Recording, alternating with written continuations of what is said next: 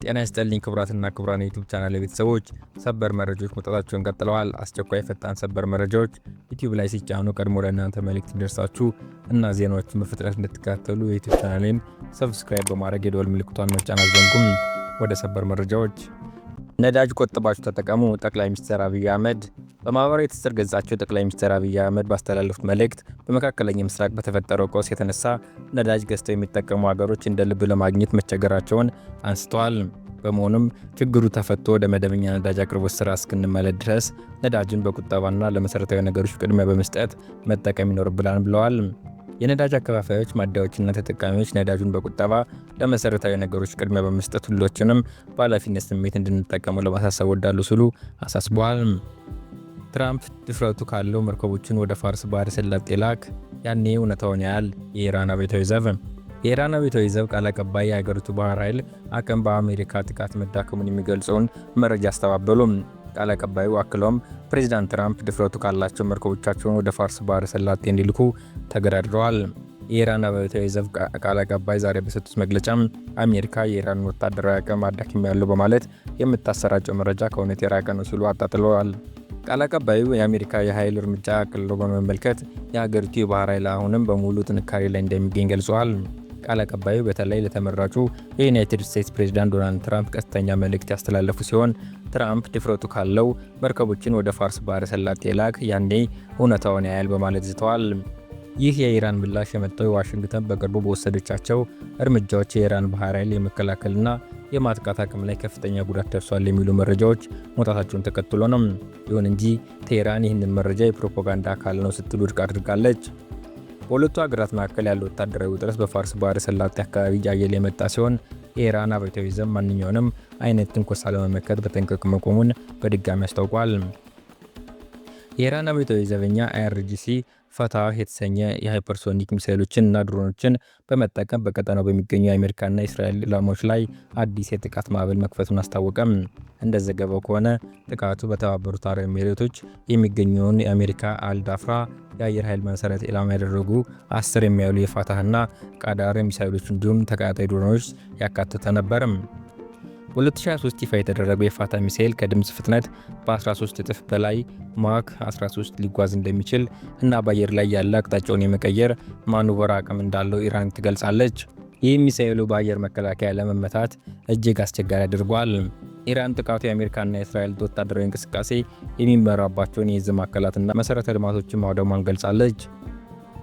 የቀድሞ የኢራን ጠቅላይ መሪ ልጃቸውን ስልጣኑን የመረከብ ጉዳይ ያሳስባቸው እንደነበር የአሜሪካ የስለላ መረጃ አሳየም። የቀድሞ የኢራን ጠቅላይ መሪ አያቶላ አሊ ኻሜኒ ልጃቸው ራሳቸውን ተክቶ ስልጣን እንዲይዝ የማድረግ ሀሳብ ላይ ጥርጣሬ እንደነበራቸው የአሜሪካ የስለላ መረጃ ማሳየቱን CBS ኒውስ ዘገበ። ይህንን የሚገልጸው የስለላ መረጃ ለፕሬዝዳንት ዶናልድ ትራምፕ እና በዙሪያቸው ላሉት ጥቂት ሰዎች እንደቀረበ ምንጮች መናገራቸውን ዘገባው ያሳያል። የቀድሞ አያቶላ ልጃቸው ሙጅታባ ካሚኒ ብሩህ ጭንቅላት አለው የሚባል ባለመሆኑ እንዲሁም ለመሪነት ብቁ የሆነ ሰው ተደርጎ ባለመታየቱ ስልጣኑን እንዳይረከብ ስጋት እንደነበራቸው የአሜሪካ የስለላ ትንተና አመልክቷል ተብሏል። በተጨማሪም አባት በልጃቸው የግል ሕይወት ውስጥ ላለው ችግር ያውቁ እንደነበር መረጃው እንዳሳየው ምንጮች ተናግረዋል። አያቶላ አሊ ኻሜኒ አሜሪካና እስራኤል በከፈቱት ጥቃት መገደላቸውን ተከትሎ ከሳምንት በፊት ልጃቸው ስልጣኑን ተረክበዋል። አዲሱ ጠቅላይ መሪ በሳምንት የሰጡት የመጀመሪያ መግለጫ በሀገሪቱ ቴሌቪዥን ቢነበብም ስልጣኑን ከተረከቡ ወዲህ እስካሁን አልታዩም። ሙጅታባ ሳይጎዱ አልቀረም የሚሉ መረጃዎች ወጥተዋል። የኢራን የውጭ ጉዳይ ሚኒስትር አባስ አርጋቼ ግን ጠቅላይ መሪ ጥሩ ጤንነት ላይ እንደሚገኙና ሁኔታውም ሙሉ በሙሉ እየተቆጣጠሩ መሆኑን በዛሬው ዕለት ተናግረዋል። አዲሱ ገዳይ ብርሃን አሜሪካ ድሮኖችን በሌዘር የሚቀጠቅጥ መሳሪያ በጦር መርከቧ ላይ መገጠሟ ተገለጸ። መጋቢት 7 ቀን 2018 የዩናይትድ ስቴትስ ባህር ኃይል ሄሊዮስ የተሰኘውና ድሮኖችን በከፍተኛ የሌዘር ብርሃን አማካኝነት ማውደም የሚችለውን አዲስ የቴክኖሎጂ ውጤት USS ፕሪቨል በተባለችው ጦር መርከብ ላይ መግጠሙንና ስኬታማ ሙከራ ማድረጉን አስታውቋል። ሉኬድ ማርቲን በተባለው ኩባንያ የለማውና ከ60 ኪሎዋት በላይ የኃይል መጠን ያለው ይህ የሌዘር መከላከያ ስርዓት በሚሳኤል ፈንታ የኤሌክትሪክ ኃይልን ወደ ከፍተኛ ሙቀት በመቀየር የሚተኩስ ነው።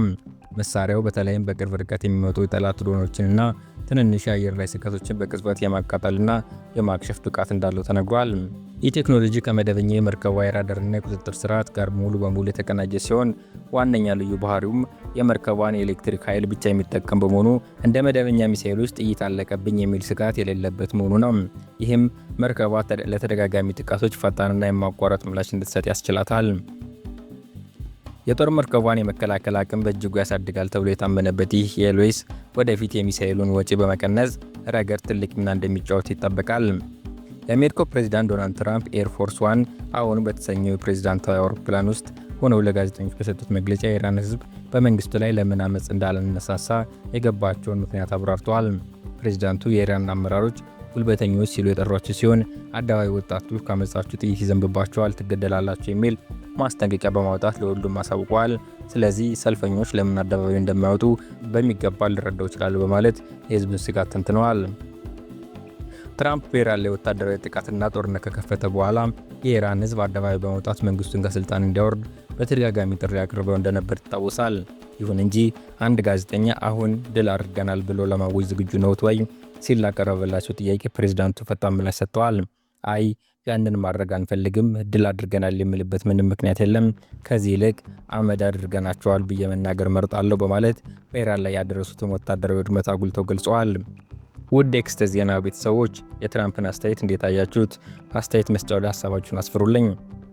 ፕሬዚዳንት ቭላዲሚር ፑቲን በጋሞ ዞን በደረሰው አደጋ ህይወታቸውን ላጡ ወገኖች የተሰማቸውን ሀዘን ገለጹ። የሩሲያ ፕሬዚዳንት ቭላዲሚር ፑቲን በደቡብ ኢትዮጵያ ክልል ጋሞ ዞን የተለያዩ ወረዳዎች በደረሰው የመሬት መንሸራተት አደጋ ህይወታቸውን ላጡ ወገኖች የተሰማቸውን ሀዘን ገልጸዋል። ፕሬዚዳንት ፑቲን በጋሞ ዞን በተከሰተው አደጋ ህይወታቸውን ላጡ ዜጎች የተሰማቸውን ሀዘን ለፕሬዚዳንት ታዬ አጽቀሥላሴና ጠቅላይ ሚኒስትር አብይ አህመድ አስተላልፈዋል።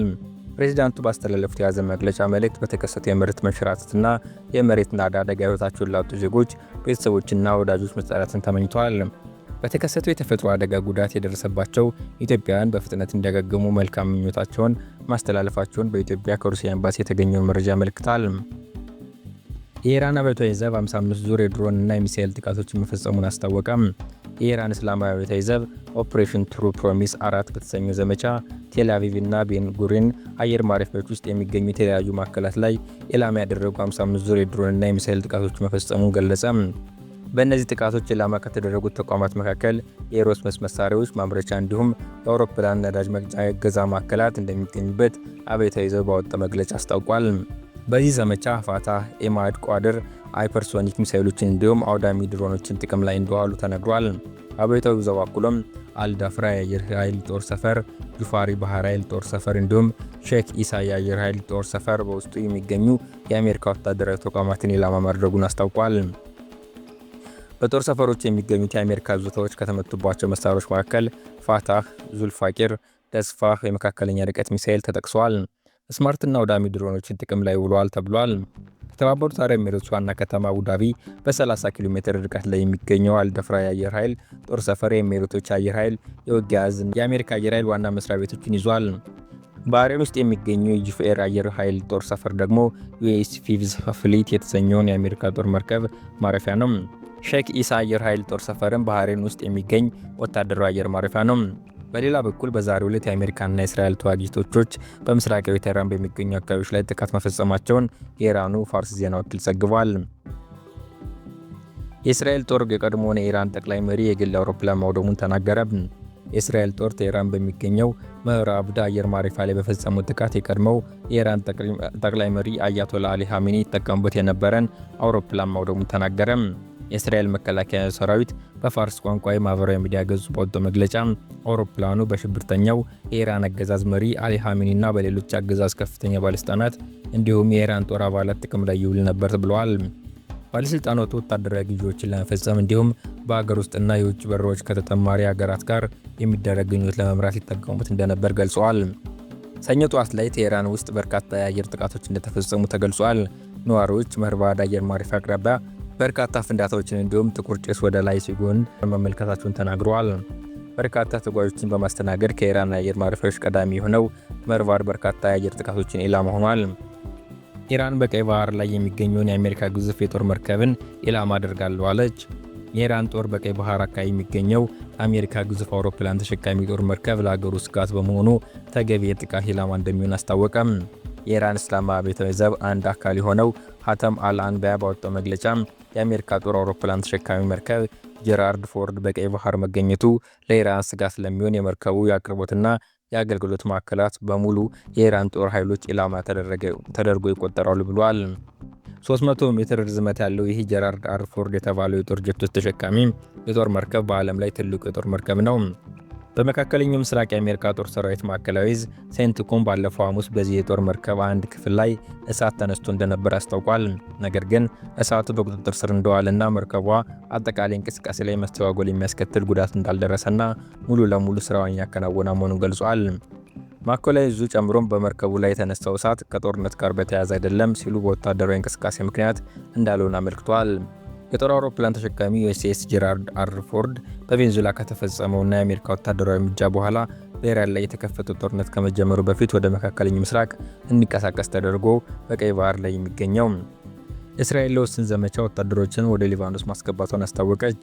የእስራኤል መከላከያ ሰራዊት ወደ ሊባኖስ በመግባት ቁልፍ የሂዝቦላ ይዞቶችን ኢላማ ያደረጉ ውስን ዘመቻዎችን በማካሄድ መጀመሩን በቴሌግራም ገጹ ላይ አስታውቋል። ሰራዊቱ ወታደሮቹ ወደ ደቡባዊ የሊባኖስ አካባቢዎች ከመግባታቸው ቀደም ብሎ በበርካታ የሽብርተኞች ኢላማዎች ላይ ድብደባ መፈጸሙንና ዘመቻው የፊት መስመር መከላከያ ይዞታን በማጠናከር ዓላማው በአካባቢው ያሉትን የሽብርተኞች መሰረተ ልማቶች ለማፍረስ ነው ብሏል። የእስራኤል ጦር ጨምሮም ሊባኖስ ውስጥ በሂዝቦላ ላይ የሚካሄደውን ዘመቻ በቁርጠኝነት እንደሚቀጥል አስታውቋል። የነዳጅ ዋጋ ከፍተኛ ሁኔታ ጭማሪ አሳይቷል። ባለፉት 2 ሳምንታት በሆርሙዝ ወሽመጥ በኩል የሚተላለፈው የመርከቦች ቁጥር ከጦርነት በፊት ከነበረው 90% ቅናሽ ማሳየቱን የቢቢሲ ቨርሻ ዘገባ አመልክቷል። ከጦርነቱ መጀመር በኋላ እስካሁን ቢያንስ 19 ከባድ መርከቦች ላይ በተፈጸመ ጥቃቶች ወድመዋል ወይም ከባድ ጉዳት ደርሶባቸዋል። በአካባቢው በተፈጠሩ ስጋት ምክንያት 20 ሺህ የሚጠጉ መርከበኞችና የመርከብ ሰራተኞችን የያዘ ግዙፍ መርከቦች ለመንቀሳቀስ ተቸግረው ውቅያኖስ ላይ ቆመው የሚገኙ ሲሆን በዚህም ምክንያት የምግብና የውሃ እጥረት እያጋጠማቸው ነው። ዜናዎችን እዚህ ላይ ፈጸምኩ። አብራችሁን ስለቆያችሁ አመሰግናለሁ።